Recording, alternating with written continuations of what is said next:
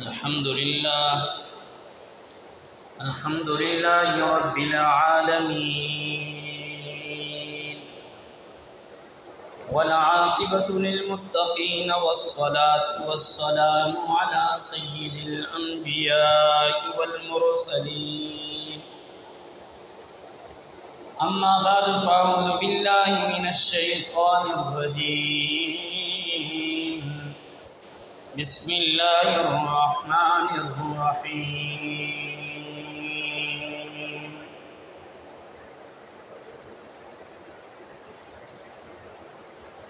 إذ يقول لصاحبه لا تحزن إن الله معنا.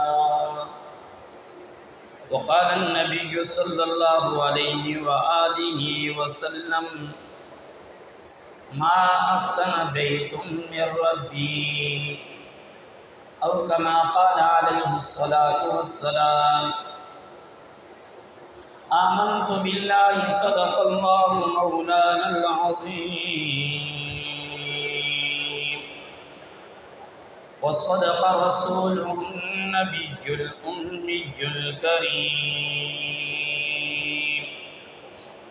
ونحن على ذلك لمن الشاهدين والشاكرين، والحمد لله رب العالمين. برادران اسلام، اسلامی سال کا یہ دوسرا مہینہ سفر المظفر کا ہے۔ اس ماہ مبارکہ کے آخر میں جناب رسالت مآب صلی اللہ علیہ وآلہ وسلم نے مکہ المکرمہ سے مدینہ المنورہ کی طرف ہجرت فرمائی ہے۔ گزشتہ جمعے پر آپ علیہ السلام کی ہجرت کا پہلا مرحلہ اور اس میں آنے والے واقعات، غار ثور تک آپ کے جو واقعات تھے ہجرت کے وہ بیان ہوئے۔ آج سے انشاءاللہ العزیز آج کے جمعہ میں غار ثور سے مدینہ الطیبہ میں آنے والے ہجرت کا جو واقعہ ہے انشاءاللہ اس کو مکمل کریں گے۔ گزشتہ جمعے پر آخری جو بات تھی کہ جب جناب رسالت مآب صلی اللہ علیہ وآلہ وسلم اور جناب سیدنا ابوبکر صدیق رضی اللہ تعالیٰ عنہ اس غار کے اندر چلے گئے تو وہاں پر ایک چڑیا نے، کبوتر نے انڈے دے دیے اور اتنے میں مکڑی نے جالا دے دیا اور ساتھ ہی بیبول کا درخت آ گیا۔ تو وہ کفار آپس میں باتیں چیتیں کر کے کہ یہ کیسے ممکن ہے یہاں کوئی اندر غار میں جا سکے، یہاں تو کبوتر بیٹھا ہوا ہے، اس نے انڈے دیے ہوئے ہیں، بیبول کا درخت ہے، اگر کوئی اندر جاتا تو یہ مکڑی کا جالا نہ ہوتا، وہ ٹوٹ جاتا۔ تو یہ باتیں کر کے نا امید ہو کر وہ واپس آ گئے۔ تو آپ علیہ السلام اور حضرت ابوبکر صدیق رضی اللہ تعالیٰ عنہ اس غار میں 3 دن اور 3 راتیں آپ نے قیام فرمائی۔ اس کے بعد آپ رضی اللہ تعالیٰ عنہ نے آپ علیہ السلام اور حضرت ابوبکر صدیق رضی اللہ تعالیٰ عنہ چوتھی رات کو انہوں نے اپنا سفر تیار کیا اور چل نکلے۔ یہاں پر حضرت آسمہ بنت ابی بکر، یہ چھوٹی بچی تھی حضرت ابوبکر صدیق رضی اللہ تعالیٰ عنہ کی، ان کو رسالت مآب صلی اللہ علیہ وسلم نے ایک لقب دیا۔ چھوٹی سی نہیں، بڑی ذہین بچی تھی کہ جس وقت آپ اپنا سامان سفر باندھ رہے تھے تو کھانے کی چیزوں میں آپ تسمہ یا رسی بھول گئی کہ اس کے ساتھ باندھتی، تو جس وقت دیکھا کہ وہ رسی تو نہیں ہے، آپ نے اپنا دوپٹہ اس کو فوراً پھاڑ کے اس کے ساتھ باندھ دیا۔ تو آپ अलैहिस्सलाम نے مسکرا کے فرمایا ذات النطاقین، دوپٹے والی عورت۔ اتنے خوش ہوئے، چھوٹی سی بچی تھی تو آپ अलैहिस्सलाम بڑے خوش ہوئے۔ اسی طریقے پر جب سیدنا ابوبکر صدیق رضی اللہ تعالیٰ عنہ آپ अलैहिस्सलाम کے ساتھ ہجرت فرما رہے تھے تو آپ کے والد ابو قحافہ یہ اس وقت تک مسلمان نہیں تھے، تو انہوں نے اپنی پوتیوں سے کہا آپ کے بابا تو سارا سامان لے کر چلے گئے، کچھ حد تک اچھا ہوتا وہ آپ کے لیے کچھ چھوڑ کے چلے جاتے۔ تو یہ حضرت آسمہ بنت ابی بکر رضی اللہ تعالیٰ عنہ انہوں نے کہا دادا جان، انہوں نے تو ہمارے لیے بہت کچھ درہم دینار چھوڑے ہیں، اور جس تجوری کے اندر پیسے رکھتے تھے اس کے اندر انہوں نے کچھ پتھر وغیرہ کچھ ایسی چیزیں رکھ کے ابو قحافہ جو ان کے دادا تھے حضرت آسمہ بنت ابی بکر کے، ان کی نظر نہیں تھی، بینائی نہیں تھی، ان کا ہاتھ پکڑ کے ان پتھروں پہ اس تھیلی پر اس طرح گھمایا، کہا دیکھو یہ ہمارے لیے ہمارے ابو جو ہے نا اتنے پیسے چھوڑ کے چلے گئے ہیں۔ تو انہوں نے کہا چلو اب کوئی پرواہ نہیں ہے، اب تو وہ آپ کے لیے پیسے درہم اور دینار چھوڑ کے چلے گئے۔ اپنے والدین کی محبت رسول اللہ کے ساتھ کیسی تھی کہ ایک ذرہ کے برابر بھی حضور کی محبت میں پیچھے ہٹنے کے لیے تیار نہیں تھی۔ تو جس وقت آپ وہاں سے نکلے، آپ غار کے اس طرف مدینہ طیبہ کی طرف ہو رہے تھے تو پہاڑی پہ آئے، آپ अलैहिस्सलाम نے اس طرح بیت اللہ کی طرف مکہ کی طرف دیکھا، کہا فرمایا ما احسن بیت من ربی، اتنا پیارا گھر ہے میرے رب کی طرف سے، اے مکہ والے، مکہ تجھے چھوڑنے کا میرا دل تو نہیں کرتا، میری بچپن یہاں گزری، میری جوانی یہاں گزری، تیرے ساتھ تو میرے ایک پل کا وقت ہے، لیکن میں کیا کروں تیرے رہنے والے مجھے رہنے نہیں دیتے۔ جب انسان اپنے دیش سے نکل رہا ہو، اپنے علاقے سے، اس کو کتنی تکلیف ہوتی ہے، اپنے علاقے کی مٹی سے بھی انسان کو محبت ہوتی ہے، اس کے وہاں کے پتھروں سے بھی انسان کو محبت ہوتی ہے، اور جہاں پہ انسان کا ایک ایک پل گزرا ہو تو آپ अलैहिस्सलाम نے فرمایا ما احسن بیت من ربی، کہ کتنا خوبصورت گھر ہے، کتنا حسین و جمیل گھر ہے میرے رب کا، لیکن اے مکہ میرا دل تو نہیں کرتا تجھے چھوڑنے کا، لیکن تیرے رہنے والے بھی مجھے یہاں نہیں چھوڑ رہے۔ تو آپ अलैहिस्सलाम وہاں سے چل پڑے، راستے میں معبد کا گھر آتا ہے، یہ ایک عورت تھی جس کا گھر تھا جو آنے جانے والے لوگوں کے لیے جو سفر میں ہوتے تھے ان کے لیے کچھ نہ کچھ بندوبست کرتی تھی، ان کو کچھ نہ کچھ عطا کر دیتی تھی۔ جس وقت آپ अलैहिस्सलाम حضرت ابوبکر صدیق رضی اللہ تعالیٰ عنہ اور دو آدمی آپ کے ساتھ اور تھے، یہ وہاں پہ پہنچے تو آپ نے ان سے کھانے کا طلب کی، تو انہوں نے کہا گھر میں تو کچھ بھی نہیں ہے ایسا، آج تو گھر بالکل خالی ہے۔ تو آپ अलैहिस्सलाम نے دیکھا ایک بکری کا بچہ ہے، وہ سامنے بکری ہے، تو انہوں نے کہا معبد سے کہ یہ بکری ہمارے حوالے کر دو۔ انہوں نے کہا یہ تو کمزور لاغر اور اس کے تو دودھ ہی نہیں ہے۔ آپ अलैहिस्सलाम نے فرمایا کہ دے دو۔ جس وقت انہوں نے دے دی، آپ अलैहिस्सलाम نے اپنے مبارک ہاتھ اس کے تھنوں پہ رکھے، اس کے نیچے دودھ آ گیا۔ آپ अलैहिस्सलाम نے اس کا دودھ خود دویا اور سب سے پہلے کہا کہ جاؤ یہ معبد کو دے کر آ جاؤ، ان کو دیا۔ پھر اس کے بعد حضرت ابوبکر صدیق رضی اللہ تعالیٰ عنہ، پھر جو دو ساتھی آپ کے ساتھ اور تھے، آخر میں خود آپ अलैहिस्सलाम نے اس کا دودھ پیا۔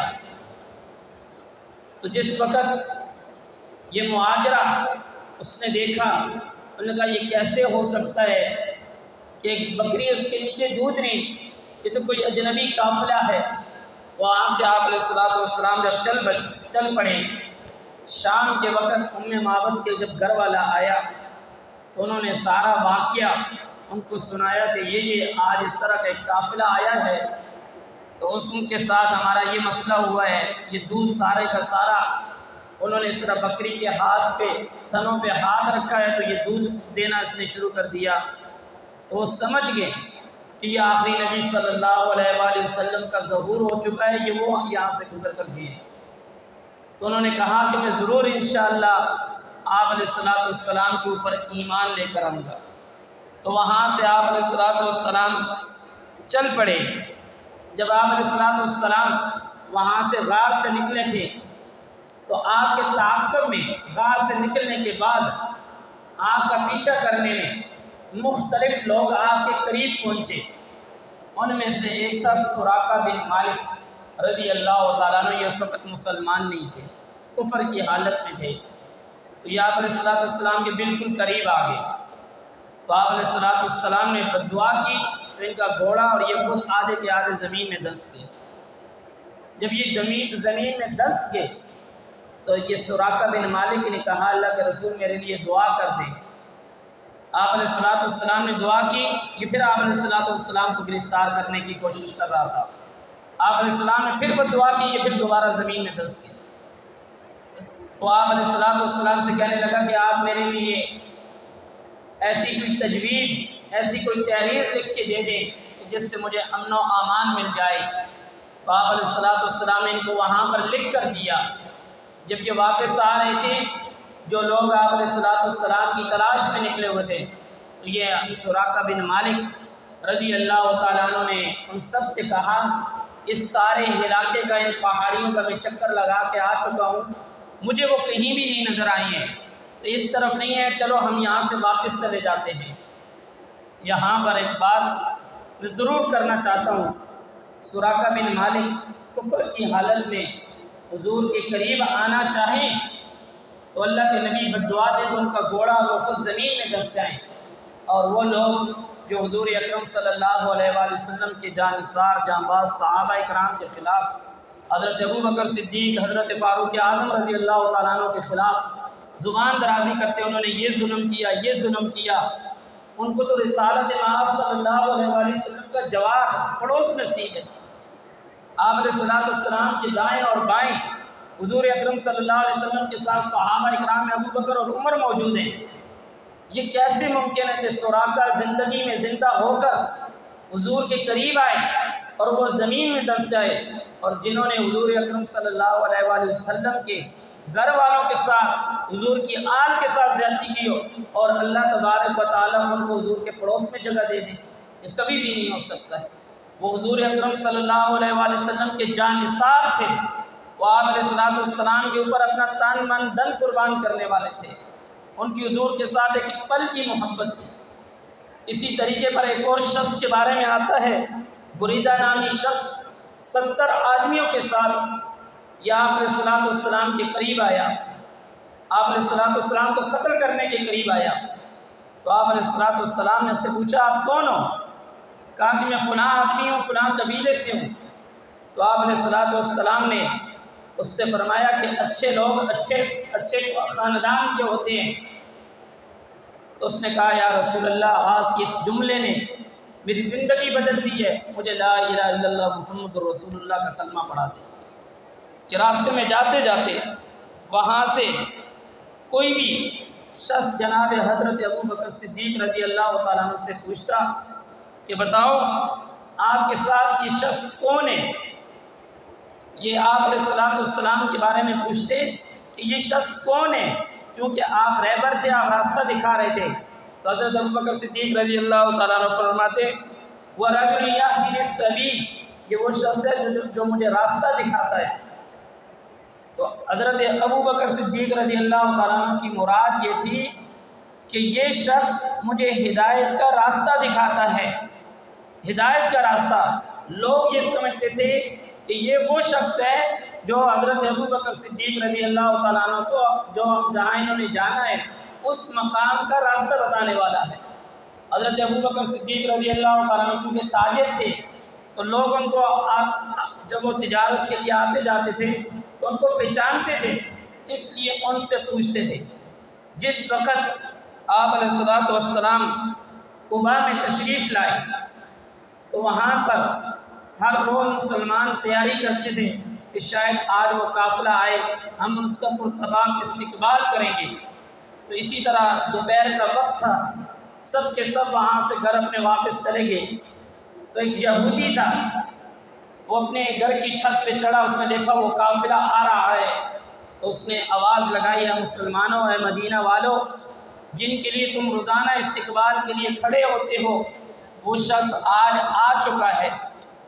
تو تمام کے تمام مدینہ والے وہ وہاں پر سامنے آ گئے، اور مدینہ طیبہ کی بچیوں نے کھڑے ہو کر پاک پیغمبر صلی اللہ علیہ وآلہ وسلم کے بارے میں جو اشعار پڑھے، فرمایا طلع البدر علینا من شیات الوداع وجب الشکر علینا مباد اللہ دائن ایوہ المبعوث فینا خیث بالامر المطاع۔ ان بچیوں کا یہ اشعار جناب رسالت مآب صلی اللہ علیہ وآلہ وسلم کو بڑے پسند آئے۔ فرمایا کہ ہمارے اوپر 14ویں رات کا چاند جو ہے وہ طلوع ہو چکا ہے، وہ ساتھ ساتھ دف بجا رہی تھی۔ وہ آج کا دف نہیں کہ جس کے ساتھ ڈول گانے بجانے بانسری، یہ نہیں، وہ دف تھا۔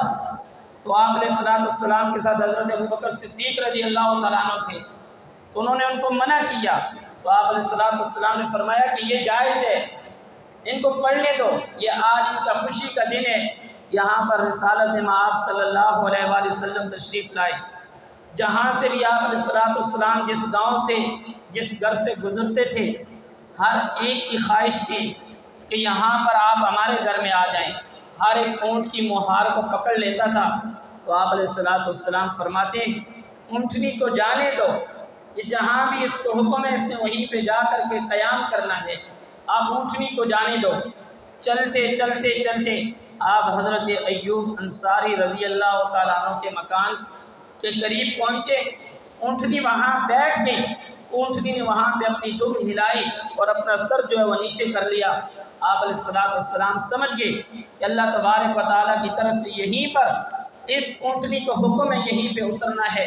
تو آپ علیہ السلام وہاں پر اٹھے، تو آپ علیہ السلام نے وہاں حضرت ایوب انصاری رضی اللہ تعالیٰ عنہ کے گھر میں قیام فرمایا، اور سب سے پہلے جب آپ وہاں پر پہنچے تو آپ علیہ السلام نے مسجد کے لیے زمین خریدی، جو 2 یتیم بچوں کی زمین تھی، وہ ساری کی ساری جو زمین تھی وہ جناب سیدنا ابوبکر صدیق رضی اللہ تعالیٰ عنہ نے خرید لی وہاں سے، اور خرید کر کے آپ علیہ السلام نے سب سے پہلے وہاں مسجد کی تعمیر شروع کی۔ اس سے ایک بات ثابت ہوئی کہ مسلمانوں، ہمارے لیے مسجد کی تعمیر، ہمارے لیے مسجد کی ترقی اور ہمارے لیے کامیابی کا جو راز ہے وہ مسجد کو آباد کرنے میں ہے۔ سب سے پہلے جناب رسالت مآب صلی اللہ علیہ وآلہ وسلم نے مدینہ طیبہ میں پہنچ کر کے جو سب سے پہلا کام کیا وہ مسجد کی تعمیر کی ہے، اور اس سے یہ بات سمجھ میں آتی ہے کہ ہم مسجدوں کو آباد کریں گے تو ہم بھی آباد رہیں گے۔ اگر ہم مسجدوں کو ویران کریں گے، جس طرح آج ہم کر چکے ہیں، مسجدیں خالی ہو چکی ہیں، اذانیں ہو رہی ہیں، لیکن ہم مسجد کے قریب آنے کے لیے تیار نہیں ہیں۔ ہم کہتے ہیں ہمیں کامیابی تو مل جائے لیکن ہمیں مسجد سے دور ہو کے ملے۔ ہمیں یہ سمجھ آتا ہے کہ مجھے کامیابی، مجھے دنیا کے اندر کامرانی مل جائے، شاید دکان سے مل جائے گی، شاید فلاں جگہ سے مل جائے گی، فلاں جگہ سے مل جائے گی۔ آپ علیہ السلام نے مدینہ طیبہ میں جا کر مسجد کی جو تعمیر کی تھی، اس کے اندر آپ علیہ السلام خود گارا لاتے تھے، پتھر لاتے تھے، جو اس وقت کی ضرورت تھی وہ آپ علیہ السلام خود جا کر لاتے تھے۔ یہ امت کے لیے ایک پیغام تھا کہ جہاں پر مسلمانوں کی آبادی ہو وہاں پر مسجد کی تعمیر بھی ہو اور ساتھ ساتھ اس مسجد کو آباد بھی کیا جائے۔ آج ہمارے ہاں سب سے ہم نے مسجدیں عالی شان بنائی ہوئی ہوتی ہیں، مسجدوں کے اندر دیکھتے ہیں کہ فلاں محلے کی مسجد ایسی ہے، ہمارے محلے کی مسجد ایسی ہونی چاہیے، لیکن ہم نے کبھی یہ نہیں سوچا کہ وہاں کے محلے کی مسجد میں کتنے نمازی ہیں، میرے گھر میں میری مسجد کے کتنے نمازی ہیں۔ مسجدیں بنانے سے نہیں، مسجدوں کو آباد کرنے سے، نہ دنیا سے نہ دولت سے، نہ گھر آباد کرنے سے تسلی دل کو ملتی ہے، خدا کو یاد کرنے سے۔ دنیا جتنی بھی آ جائے، جہاں سے بھی آ جائے، اگر اللہ کی ذات دل کے اندر نہیں ہے، جو کچھ بھی دنیا کی آرائشیں آسائشیں آ جائیں، سب کچھ ہونے کے باوجود دل مطمئن نہیں ہے، دل میں چین نہیں ہے، یہ اس وقت آئے گا جب اللہ تبارک و تعالیٰ کی ذات کو ہم راضی کر لیں گے، انشاءاللہ العزیز پھر زندگی نے وفا کی تو انشاءاللہ العزیز حضور اکرم صلی اللہ علیہ وآلہ وسلم کی بقیہ سیرت پہ انشاءاللہ العزیز آئندہ جمعے پر گفتگو ہوگی۔ وآخر دعوانا